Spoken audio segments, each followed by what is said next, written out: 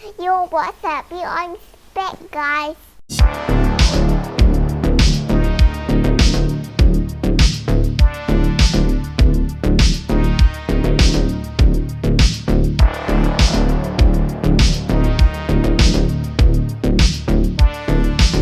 Yo, what's up guys? P Andre is back. Alright, Assalamualaikum and salam sejahtera pada korang yang menonton channel Andre Brothers. Korang memang awesome guys. Yes, we are back dengan kita punya cerita-cerita yang menarik. And guess what?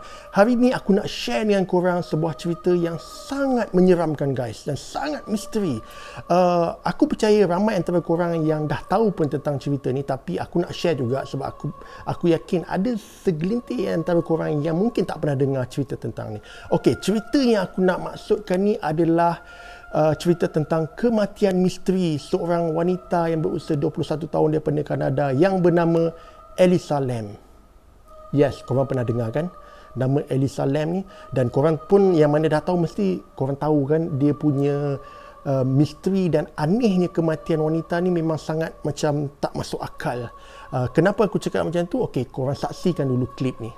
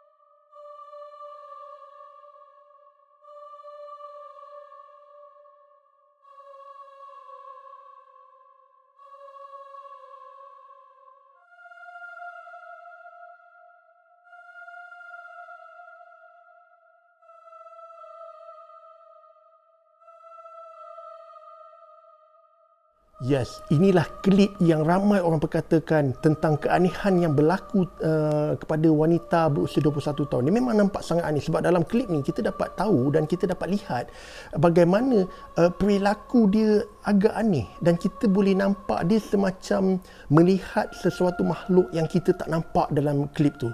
Dan bila korang tengok balik klip tadi tu, korang perasan kan bila dia masuk dalam lift tu, bila dia tekan semua tingkat yang ada dalam lift tu, and then dia tunggu lift tu tak tutup guys. Itu satu benda yang aku macam ush. Selalu kalau kita masuk lift, kita tekan lift tingkat kita nak pergi, and then lift tu akan tutup kan. Tapi kalau kau tengok tadi tu, lift tu memang tak tutup. Dan itu something aku rasa macam pelik. Dan kau tengok karakter Elisa Lam ni, waktu tu dia semacam main nyuruk dengan seseorang. Itu pun aku rasa macam kalau kau fikir, dia bukan budak tau, dia umur dah 21 tahun dan takkan dia nak main nyorok-nyorok kan. Dan inilah yang membuatkan kenapa cerita tentang kematian misteri Elisa Lam ni sangat-sangat viral satu ketika dulu. Okey, sebelum kita nak start discuss atau kita nak kupas tentang cerita kematian misteri Elisa Lam ni, kita start daripada permulaan dia, macam mana benda ni boleh terjadi. Okey, Elisa Lam ni adalah seorang keluarga yang berasal daripada Hong Kong lah. So mak bapak dia adalah memang orang Hong Kong yang berhijrah ke Kanada. So dia ni adalah generasi pertama yang lahir di Kanada, Vancouver kalau tak silap aku. Dan dia juga adalah seorang student yang menuntut di University British Columbia. Dan sewaktu kejadian ni dia berusia 21 tahun dan aku yakin waktu tu dia pun dah habis belajar dan dia nak travel. Biasalah kalau kau tengok budak-budak macam especially di western sana kan, so dia bila waktu-waktu macam tu dia orang memang ada keinginan untuk bukan berhijrah tapi nak travel, nak melihat dunia, nak mengenal diri. Ini memang satu benda yang normal dekat luar sana. So kalau korang kenal siapa Elisa Lam ni, dia adalah seorang anak yang sangat ceria, seorang yang sangat baik, seorang yang memang disenangi oleh ramai orang.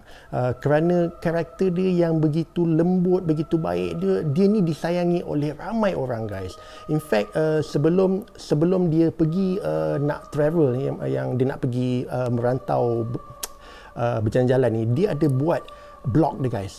Dan blog ni bernama Tumblr, dan dia kat Tumblr ni lah tempat dia meluahkan isi hati dia, bercerita tentang kehidupan, tentang dunia, tentang apa yang dia nak. Dan bila melihat dan membaca apa yang dia tulis, kita dapat tahu Elisa Lam ni adalah seorang yang memang penuh dengan kasih sayang, hati dia penuh dengan perasaan cinta, macam itulah. Tapi apa yang korang tak tahu, sebenarnya Elisa Lam ni adalah seorang yang mengidap penyakit bipolar. So orang yang mengidap penyakit bipolar disorder ni adalah satu penyakit yang sangat bahaya, guys, sebab dia adalah berkaitan dengan masalah mental. So orang yang tak mengambil berat tentang penyakit ni, dia boleh jadi depresi atau depresi yang sangat teruk, dan aku rasa pendek kata kalau tak jaga langsung boleh jadi gila lah. So penyakit bipolar ni memang satu penyakit yang sangat-sangat berat lah. Ini bukan penyakit yang ringan-ringan. Okay. Tapi Elisa Lam ni dia bukan jenis orang yang tak ambil tahu pasal penyakit dia. Dia adalah orang yang sentiasa menjaga kesihatan dia. Dia menjaga penyakit dia lah. Sebab tu dia sendiri mengambil ada 5 jenis ubat, iaitu ubat depresi, ubat bipolar, dan ada beberapa ubat lagi lah yang dia ambil untuk menjaga dia punya kestabilan mental dia. Okey, disebabkan Minah ni dia mengalami tekanan penyakit tu, bipolar tu. Jadi dia mencabar diri dia. Dia mungkin di dalam hati tu dia rasa aku nak jadi seperti orang lain.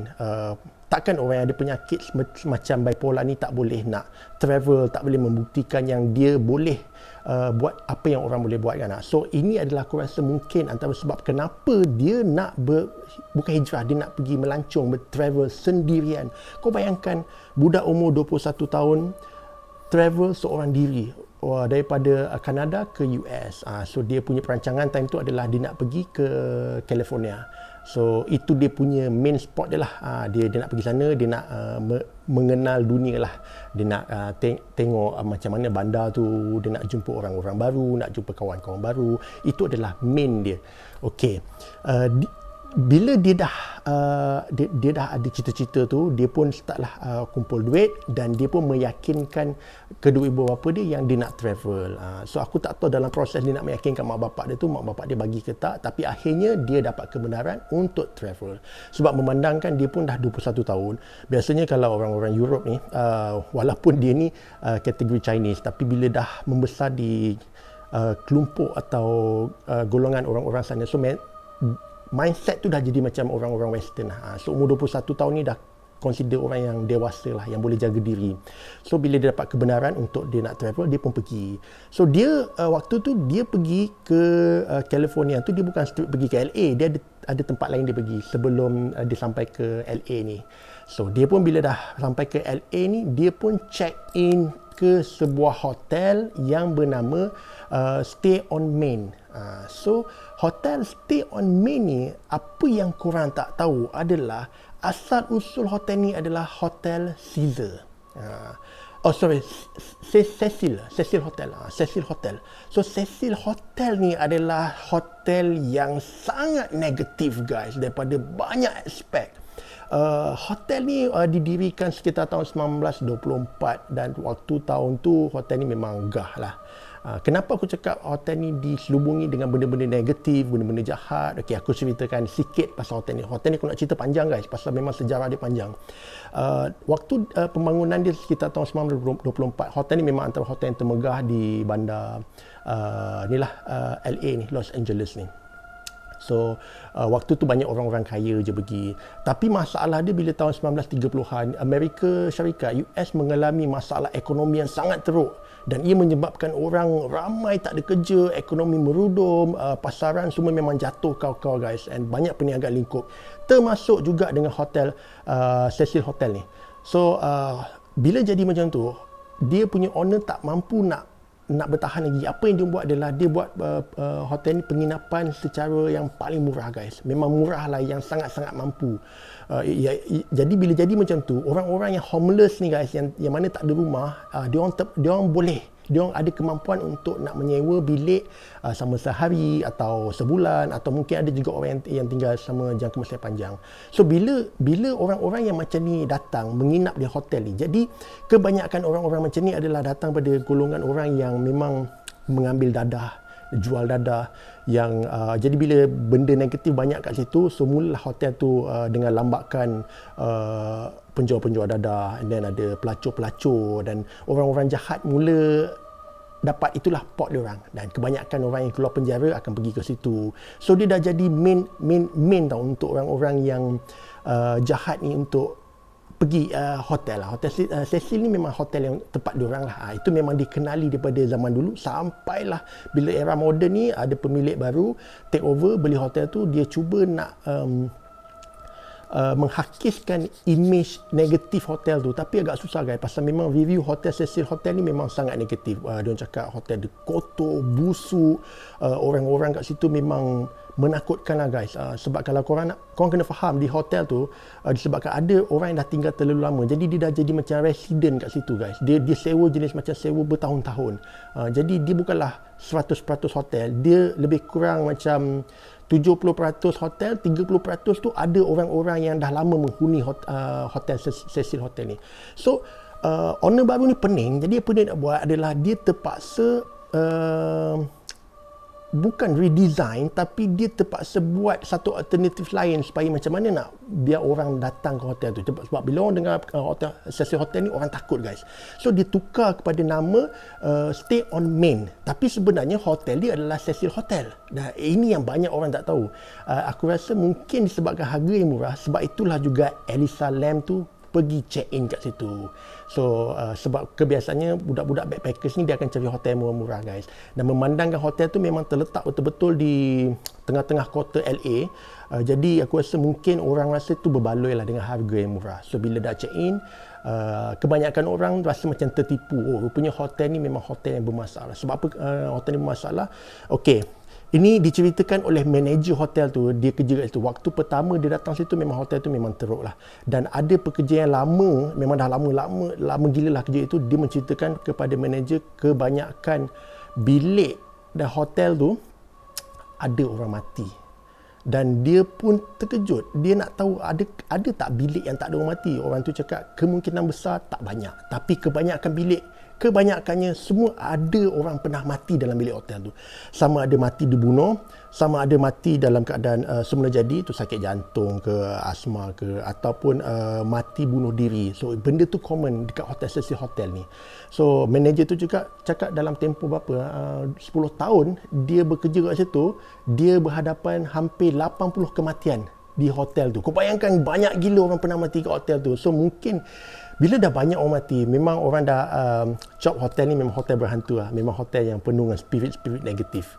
Okey, berbalik pada cerita Elisa Lam ni, bila dia check in kat hotel tu guys, hotel ni, okey sedikit aku nak bagi info pasal hotel ni guys. Hotel ni memang favorite spot pembunuh-pembunuh bersiri. Aku pun tak tahu kenapa. Salah seorang dia adalah Ted Bundy. Kalau korang tahu, korang Google cari Ted Bundy ni, memang antara pembunuh bersiri yang paling kejam lah. And then ada seorang lagi Richard Ramirez. Ini pun salah seorang pembunuh bersiri yang sangat menakutkan di US. In fact, dia dah bunuh 13 orang guys. Kes yang dia dia bunuh orang lah.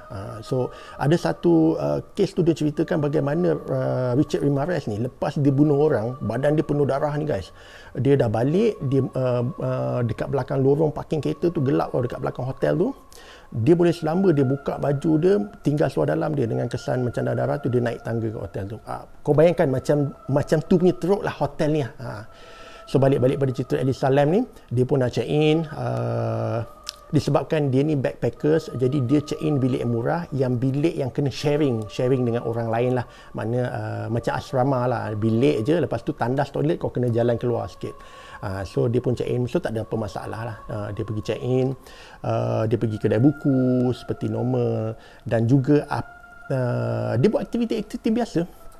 Okey, untuk pemahaman korang secara geografinya, Hotel Cecil Hotel ni dia terletak di downtown Los Angeles. So downtown Los Angeles ni kita kategorikan tempat yang bukan nak up sangat lah. Dia bukan mundur tapi lebih kepada dia dekat dengan daerah-daerah negatif. Kenapa aku cakap macam tu?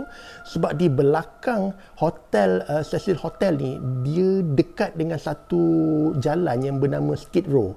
So Skid Row ni adalah tempat di mana homeless, orang yang tak ada rumah, penagih dadah, drug addict lah dan semacam tu tinggal kat situ. Dan kebanyakan dia memang benda-benda yang berunsur negatif lah. Orang jual dadah ada kat situ, pelacuran pun ada kat situ. So memang dekat sangat dengan hotel tu. And ini untuk bagi kita faham secara geografi keadaan kawasan tu. Okey. So balik-balik cerita Ellis Salam ni, beberapa hari dia kat situ dia okey, dia masuk hari 2-3 hari terakhir ni dia dah lain macam sikit guys. Okey, kenapa aku cakap macam tu? Sebabnya kan ada dua perempuan yang roommate si Ellis Salam ni, dia dah start komplain. Dia komplain dengan reception, dengan manager dekat hotel tu. Dia cakap dia tak nak duduk satu bilik dengan Ellis Salam ni. Dia tanya kenapa? Dia orang cakap budak ni pelik. Apa yang pelik tu? Okey.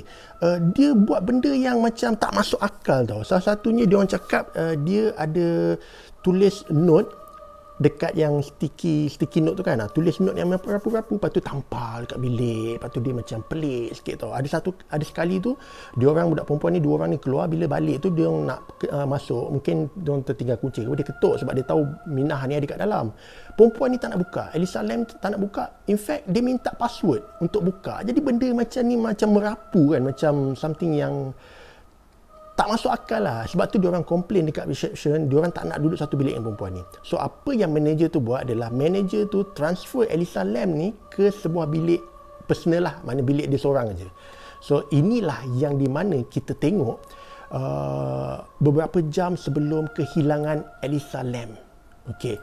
Bila dia transfer perempuan ni, Ellis Salam ni ke bilik ni, dia dah lebih dah macam pelik lagi tau guys. In fact manager ni pun dia pernah cakap dia nampak Ellis Salam tu ada satu ketika tu dia macam aneh apabila dia turun dekat lobby tu, dia siap bukan macam menjerit tapi bercakap kuat macam aku gila, tapi LA lebih gila. So macam bukan perilaku orang yang normal lah. Tapi menurut manager ni, kalau dekat Cecil Hotel ni memang tak pelik pasal banyak je orang yang memang rapu-rapu dekat situ. Jadi dia tak anggap benda tu serius guys. So bila diorang dah transfer si Ellis Salam ni ke satu bilik personal, dan kita tak tahu apa yang terjadi pada Ellis Salam ni sehingga dia berperwatakan yang pelik. Mula-mula dia okey guys, tapi tiba-tiba dia dah jadi macam satu perwatakan yang pelik. Dan video yang korang tengok tadi, CCTV yang korang tengok daripada lift tu adalah video yang terakhir sebelum Ellis Salam hilang guys. Memang tak jumpa, polis tak tahu dia dekat mana. Memang menakutkan. Bila kau tengok video tu, kau dapat rasakan macam something wrong yang tak kena dengan budak ni. Mesti ada sesuatu yang, kenapa dia jadi macam ni? Dia kena rasuk ke? Dia makan dadah ke? Ada pembunuh bersiri yang tengah bermain-main dengan dia ke? Kita tak tahu guys. Tapi apa yang kita tahu, perilaku dia aneh, tak normal macam orang biasa. Dan itulah footage, satu-satunya footage yang terakhir sebelum dia hilang guys. Polis semua tak dapat detect dia dekat mana. Dan ini yang menakutkan pasal apa? Sewaktu, sepatutnya keesokan hari ni dia kena check out. Dia orang tunggu-tunggu tak check out. Jadi pihak hotel terpaksa buka pintu bilik tu dan masuklah. Bila tengok barang-barang dia semua ada. Jadi diorang kemas barang-barang tu dan simpan barang-barang Elisa Lam ni di store lah, dengan mengharap bila perempuan tu datang nanti dia minta balik lah barang-barang dia kan. Tapi tunggu-tunggu tak ada. Hari pertama, kedua, ketiga tak ada. Dan mak bapak dia dah start risau guys. Pasal Elisa Lam ni jenis setiap hari dia akan call dan dia pun akan call mak bapak dia nak bagi tahu dia okey ke tak. Ini semacam satu rutin lah. Tapi dah 5 hari tak ada berita langsung tentang Elisa Lam. Mak dia pun dah start risau, jadi dia orang buat report polis. Bila buat report polis di LA tu, dia orang pun bila dah ada report, dia orang kena siasat lah. Siasat. Memang polis pun pelik. Sebab apa? Dia ni hilang tanpa jejak. Tak tahu ke mana dia hilang guys. Dan polis pun minta bantuan pihak hotel nak tengok CCTV. Dia pun bagilah video-video footage CCTV ni. Memang dia carilah. Last dia orang dapat tahu yang si Elisa Lam ni dia pergi ke kedai buku. Lepas tu dia masa balik ke hotel tu nampak dia CCTV. Lepas tu tak nampak dah.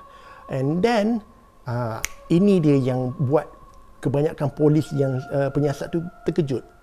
Bila mereka melihat video dia di lift yang seolah-olah bermain nyorok-nyorok dengan seseorang yang kita tak nampak. Dan polis pun agak pelik. Kenapa dia keluarkan macam tu? Yang paling menakutkan tu, macam aku cakap tadi tu, dia masuk dalam lift, dia tekan setiap lift tu, tapi lift tu tak nak tutup guys. Itu tak apa.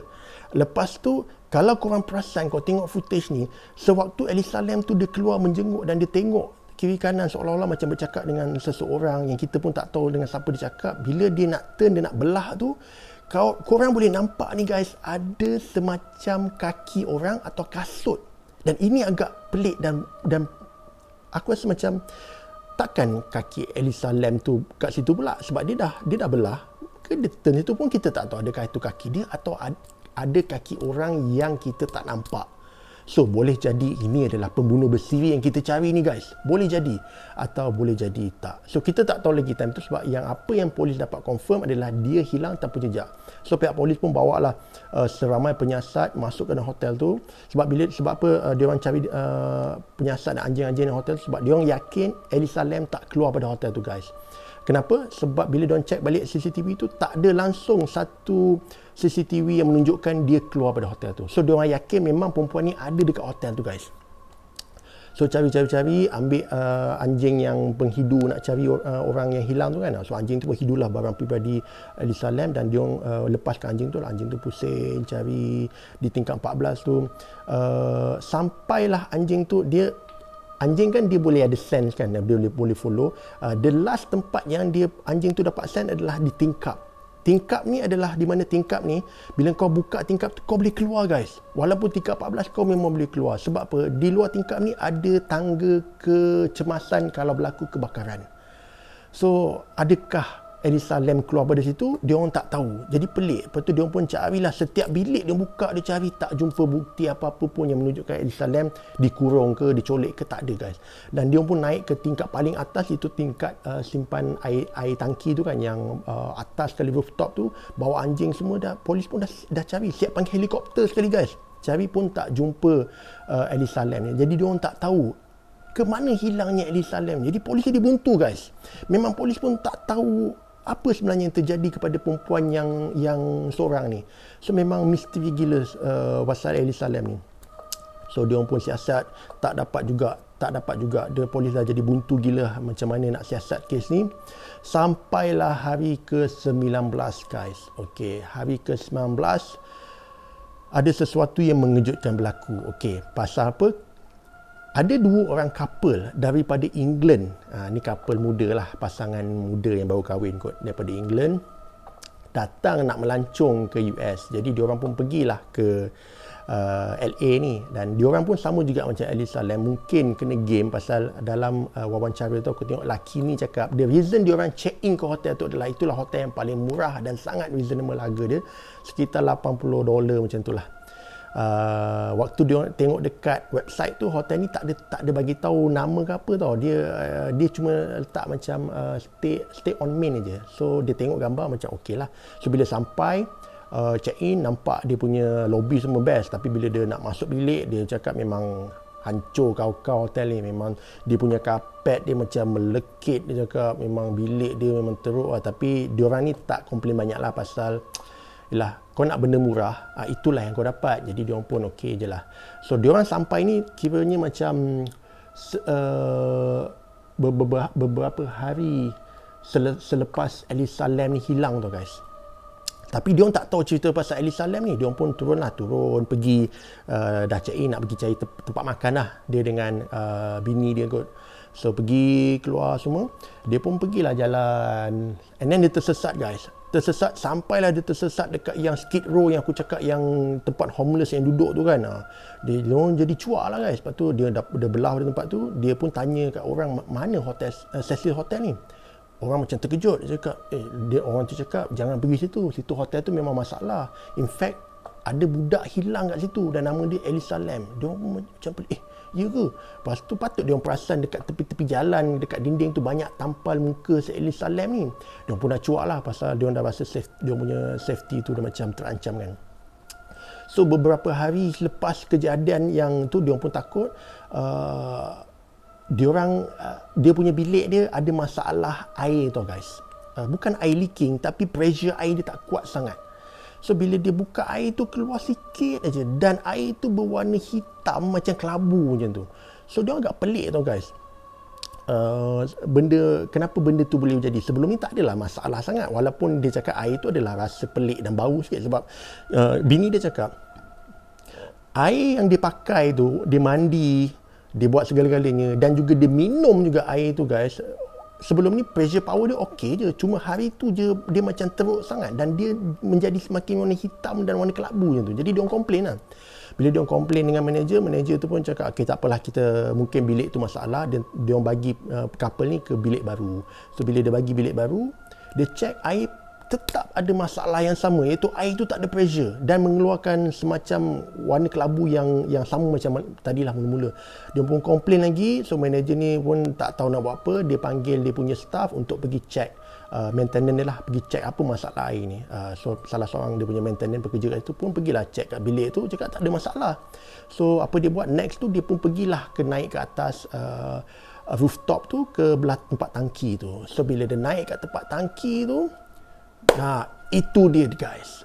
Hari ke-19 baru mereka jumpa Elisa Lam dah mati di dalam tangki air tu guys. Dan keadaan dia sangat menakut dan menyeramkan. Pasal apa? Dia dalam keadaan bogel di dalam tangki air tu guys. Ini memang scary. Pasal apa? Macam mana pula dia boleh berada dalam tangki air berseorangan, dalam keadaan bogel, dengan baju-baju dia semua dah jatuh kat dalam air tangki tu lah. So dia punya terkejut, dia pun terus berlari dekat dia punya manager, dan dia pun terus call polis. So polis pun terus bergegas datang dan dia pun check. Polis pun jadi macam pelik tau guys. Macam mana selama ni diorang dah pergi check kawasan atas tu, diorang tak boleh jumpa sesuatu, kenapa boleh ada Elisa Lam dekat dalam tangki tu? So banyaklah rumors atau apa ni, konspirasi teori daripada netizen kat luar sana mengatakan ya, memang dia telah dibunuh oleh pembunuh bersiri dan dia dicampakkan ke dalam tu. Sebab apa? Ada satu wawancara ni, polis chief kat situ lah, dia mengatakan dia diberitahu oleh dia punya petugas bila dia orang dah check kat atas tu, memang tak ada apa-apa yang pelik. In fact dia punya dekat yang tangki air atas tu semua bertutup guys. So lagilah menguatkan bukti yang mengatakan Elisa Lam ni telah dibunuh dan dicampak. Pasal apa? Mustahil lah kalau dia lompat dalam air tu, dia boleh tutup tangki tu kan. Sebab pintu tangki tu dia bukan jenis tutup macam ni tau guys. Dia kena angkat, alihkan. So kena ada orang yang kedua ambil dan tutup. So diorang pun meyakini memang berlakunya pembunuhan kat situ. Sebab seperti aku cakap tadi, Cecil Hotel ni dia memang terletak kawasan downtown LA ni, memang kawasan yang memang menyeramkan lah. Kalau orang macam budak-budak muda, memang budak perempuan especially, memang tak disarankan pergi sana sebab situ banyak pembunuh, perogol dan segala macam tu lah guys. So apa yang diorang buat adalah diorang keluarkan mayat Elisa Lam ni dengan dia keluarkan air dan dia tebuk tangki ni. So dia nak jaga jasad ni supaya tak hancur lah, pasal dia nak buat postmortem kan. Dia nak tahu apakah sebab kematian Elisa Lam ni. Sebab apa yang kita dapat lihat daripada CCTV tu memang sangat misteri. Macam tak normal lah guys. Memang bizarre gila lah dia punya kelakuan ni. So diorang nak tahu apakah dia memang betul dibunuh ataupun ada sesuatu yang telah merasuki dia, sesuatu yang bersifat energi negatif ni lah, makhluk yang kita tak nampak ni, kita tak tahu. So pihak polis pun ambil jasad ni pergi buat postmortem. So bila buat postmortem ni, diorang kemungkinan ada 3 sebab lah. 1, dia bunuh diri. Kedua, dia dibunuh. Ketiga, kematian yang tak disengaja lah. So bila buat postmortem, first kali polis check ada tak mana-mana kesan luka kat badan dia, lebam ke, kepala kena katuk ke, kena tembak ke, kena tikam ke. So bila dia buat postmortem tu, tak ada guys. So badan dia ni perfect, sempurna, tak ada kesan lebam, tak ada kesan patah, tak ada kepala dia hancur ke, tak ada guys, memang normal. Yang kedua, dia nak check adakah dia ni telah diserang secara seksual, maksudnya dirogol atau dan semacam tu lah. Bila dia check pun tak ada guys. So semacam memang tak ada benda yang menunjukkan dia didera atau dipaksa tau. So polis pun dah start buntu. Yang ketiga lah, ini test yang terakhir yang dia boleh dapat. Dia nak tahu apakah dia ni mengambil dadah sampai dia jadi macam tu. Adakah orang paksa dia ambil dadah untuk buat sesuatu yang pelik, ataupun memang ada sesuatu yang abnormal kat sini. So bila dia ambil test darah ni guys, benda tu bukan boleh immediately keluar hari tu tau. Dia akan ambil masa berbulan-bulan. So bila kes ni dah berpanjangan, orang semakin lama semakin marah kepada polis yang kat sana, pasal diorang beranggapan mungkin polis cuba nak menutup sesuatu yang penting. Diorang syak berlakunya macam cover up lah, macam ada orang besar sama ada hotel tu atau orang kenamaan atau apa benda yang telah membuat satu jenayah dan dia cuba nak cover up. Ini apa yang diorang sifatkan lah. Tapi sebenarnya tidak guys. Memang dalam proses nak ambil ujian tu memang lama. So bila tunggu, akhirnya waktu pun telah tiba. Dan bila dia check guys, pihak forensik ni jadi buntu lagi guys. Pasal apa? Bila check darah Elisa Lam ni tak ada menunjukkan simptom-simptom dia pakai dadah guys. Pasal dia memang dalam diary kat blog dia cakap dia tak ambil dadah, dia tak minum alkohol, jadi dia ni clean. Bila check memang betul darah dia clean. Dia memang tak ada darah, tak ada dadah apa-apa pun langsung. Melainkan dadah daripada ubat-ubatan yang diambil. So itu ada macam ubat dia punya antidepresi adalah, lepas tu ubat bipolar dia, memang itu memang ada. And then polis pun jadi buntu bila check semak-semak, polis syak sesuatu yang ada kemungkinan link kepada kematian Elisa Lam ni. Bila polis check, ada satu ubat ni sepatutnya kuantiti dia tu sepatutnya kena penuh dekat badan dia, tapi ini sikit guys. So kuantiti tu tak sepatutnya sikit macam tu. So diorang berandaian yang Elisa Lam ni dah mula stop ambil ubat penyakit dia guys. So ada kemungkinan disebabkan dia stop ambil ubat penyakit bipolar dia ni, bipolar disorder ni, itu yang buat dia semakin depresi dan dia mula tekanan dan dia mula meracau seorang-seorang. Sebab kalau kita tengok balik video-video dia ni guys, memang video-video dia ni nampak macam dia dalam keadaan takut, nyorok dengan orang, macam lari pada sesuatu. So ada kemungkinan. So bila polis berandai macam tu, netizen tak boleh terima. Pasal dia mula bertikaikan kenapa agak pelik kalau seseorang mati disebabkan dia punya perangai dia lah, maksudnya penyakit dia tu. So berbalik-balik kepada lift tu, okay, netizen mula mempersoalkan kenapa, okay, contoh bila dia masuk lift tu, dia tekan lift tu, kenapa lift tu tak tutup? Semacam ada satu kuasa misteri yang menahan lift tu daripada dia tutup. And then kau boleh perasan kan macam Elisa Lam tu, kalau kau tengok video tu, dia macam memanggil-manggil. So bila ada satu YouTubers ni, aku lupa nama apa, setelah berapa lama kes ni, dia pun pergi secara nyorok guys. Dia pergi ke hotel tu, dia pergi ke lift tu, tempat yang sama tau guys. Dia masuk lift tu, dia check lift tu. Rupanya guys, di dalam lift tu, di dalam button tu, button yang paling bawah sekali, ada satu button yang kalau kau tekan, pintu dia memang tak tutup. Dia memang button tu untuk nak lock pintu tu pada tutup selama 2 minit. So kalau kau tengok balik video tu, memang Elisa Lam tu dia tekan semua button sampai button bawah tu. So ada kemungkinan dia tekan button do not close the door lah, yang pintu yang aku maksudkan tu. So itulah antara itu aku rasa logik yang berandaian pintu tu tak tutup pasal dia tekan benda tu. Memang ada button tu kat situ. Okey, persoalan tu mungkin kita tak timbul isu lagi pasal memang ada button yang mengatakan pintu tu tak tutup lah. So bila tekan tu 2 minit kemudian baru tutup. Cuma ada satu persoalan yang netizen masih lagi mempersoalkan. Kalau kau tengok balik klip tu, ada satu detik tu di mana sebelum pintu lift tertutup, dia semacam tiba-tiba je dia jerk macam pintu tu dah tutup dah. So ada klip yang dah hilang kat situ. So klip tu bila dia orang calculate balik dekat dia punya duration tu sekitar 56 saat macam tu, klip tu telah dibuang. So ini banyak orang persoalkan kenapa polis boleh release sesuatu yang macam tu. Jadi polis pun dia tak tahu nak cakap macam mana guys, sebab gambar tu agak gambar lama tau, dia bukanlah kualiti yang baik tau CCTV tu. So memang agak susah nak describe, susah nak nampak jugalah guys.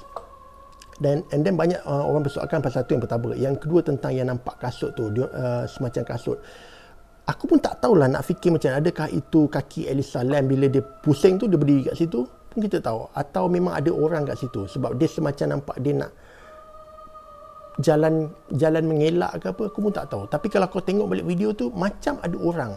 Tapi bila polis buat postmortem memang tak ada langsung ciri-ciri dia dibunuh ataupun physical trauma pada badan dia, tak ada. Dia macam benda ni memang kejadian yang tak disengajakan. So dekat sinilah polis andaikan dia mati disebabkan dia tidak lagi mengambil ubat-ubatan bipolar disorder dia, menyebabkan dia mula berhalusinasi, mula takut tentang sesuatu. Boleh jadi, ni andaian akulah, boleh jadi dia bila macam tu, di tempat yang macam tu, dia mula takut dengan energi kat situ yang membuatkan dia rasa tak senang. Dia berlari ke sana ke sini sampailah dia naik ke atas bangunan tu, dekat tangki air tu. Mungkin plan dia nak menyorok dalam tangki air tu, mungkin. So andaian polis seperti aku cakap tadi, polis mengklasifikasikan ini sebagai mati mengejut, di mana dia bukan bunuh diri dan dia juga bukan dibunuh oleh orang, cuma di dalam kondisi dia yang tak sihat tu, dia telah buat satu keputusan yang boleh merugikan diri dia. So dia secara tidak sengaja buat keputusan yang seperti itu. Dia terjun ke dalam tangki tu. Terjun dalam tangki tu, bila dah dalam tangki tu, dah lama kau panik lah kan, sebab kau memerlukan energi untuk nak terapung. Dan bila baju dah berat, baju yang sama dia pakai tu, jaket merah tu guys, bila baju macam tu, dia meresap air, dia akan buat kau lagi berat tau. Mungkin sebabkan tu dia buka baju dia semua supaya dia boleh terapung lebih lama. Dan orang cakap tak apa, dia mati mungkin disebabkan penyakit dia. Tapi persoalan dia macam mana pula dengan pintu tangki yang ditutup tu? Mustahil dia terjun dan dia tutup benda tu, mesti ada orang lain tutup. Siasat punya siasat, rupanya pekerja yang maintenance hotel tu, bila dia interview, bila dia cakap, bila pergi kat situ, the first thing dia nampak sebenarnya pintu tangki tu tak tutup pun guys, memang terbuka, tak pernah tertutup. Dan di sini kita boleh nampak kelemahan penyiasatan polis dekat sana yang mengatakan pintu tangki tu tutup. So maknanya diorang tak buat peka sangat tau. Sebab kalau kau tengok dekat situ ada 4 tangki, mungkin dia check takat 1-2 tangki je kot, lepas tu cakap mungkin semua tutup lah. So bila kat situ itu yang nampak pencanggahan daripada seorang ketua balai, dia mengatakan dia dibagi tahu pintu tangki itu tutup, tapi sebenarnya pintu tangki itu tak tutup kan, memang terbuka. So itu menguatkan lagi keputusan yang telah dikeluarkan oleh pihak polis dan forensik yang mengatakan dia sebenarnya mati disebabkan dia tak ambil ubat penyakit bipolar dia, sehingga dia mula meracau, dia mula berhalusinasi, dan sehinggalah dia mengambil satu keputusan yang tak bijak, iaitu terjun ke dalam tangki itu. So itulah kesimpulan dia cerita tentang Elisa Lam. Dan memang pada awalnya bila kes ni jadi pada tahun 2013 guys, memang time tu kecoh lah. Aku pun bila tengok video tu aku rasa macam seram kot. Pasal apa? Video yang kita tengok tadi memang tak ubah seperti sebuah filem Dark Water. Memang dia punya setting dia sama guys. Dan kalau kau tengok balik filem Dark Water tu pun ada budak mati dalam tangki, dan budak tu pun pakai tak silap aku dia pakai jaket kuning, tapi dia ada macam jaket merah juga guys. So kesamaan itu memang bukan kebarangkali, bukan apa nak cakap, bukan memang sama sangatlah. Mustahil benda ni jadi sebab kebarangkalian dia sama. Dia memang macam dibuat-buat. Itu yang banyak orang cakap. Ada kemungkinan pembunuh bersiri buat ni pasal apa? Dia nak kepuasan melalui filem macam tu. So tapi ini semua setakat konspirasi je lah, bukan konspirasi, setakat andaian andaian orang lah.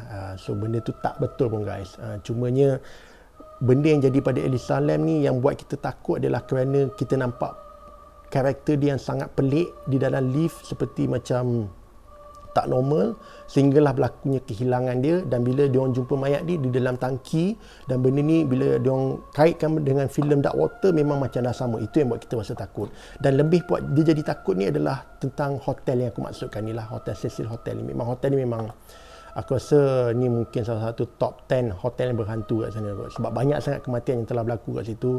Sama ada orang terjun ke, orang overdose ke, orang mati kena rompak ke, memang banyak gila guys. So inilah salah sebuah cerita yang aku rasa sangat menakutkan dan menyeramkan. So aku harap kita semua dapat ambil iktibar daripada cerita Elisa Lam ni. Yang pertama,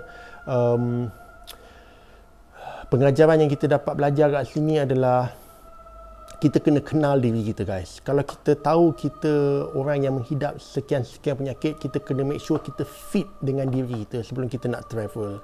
Yang kedua, kalau kita nak travel, pastikan kita jangan travel seorang diri. Memang menakutkan guys. Walaupun aku lelaki, aku tak pernah travel seorang diri. Pernah lah sekali, itu pun sebab kena game dengan Wan Ilyas. Tapi lepas tu esok dia datang lah. Bayangkan first day aku nak pergi, walaupun satu hari pun aku dah rasa takut nak pergi negara orang ni, apatah lagi berminggu-minggu, berbulan-bulan lagi. So yang kedua pengajaran kita dapat kat sini adalah, kalau nak travel, kalau boleh jangan pergi seorang, pergilah dengan kawan-kawan. And then berani tu bagus, tapi jangan terlampau berani, jangan terlampau open diri kita kepada orang. Sebab kadang-kadang orang melihat kesempatan apa yang dia boleh ambil kepada kita. Ini yang takut guys. Dan pengajaran-pengajaran macam ni wajar untuk kita belajar guys, supaya tak nak terjadi pada kita nanti kan. So pada korang yang dah tonton pada awal sampai habis, terima kasih banyak-banyak aku ucapkan. Korang memang Allah, tak tahu nak cakap mana. Terima kasih lah guys. Korang lah yang telah buat channel aku ni, channel aku dan Mikael ni, satu channel yang Alhamdulillah. So aku doakan supaya korang panjang umur, murah rezeki dan dipermudahkan segala urusan dunia dan akhirat. So sehingga kita jumpa untuk next video. Korang jaga diri baik-baik, stay safe, stay cool guys. Korang memang awesome. Ciao.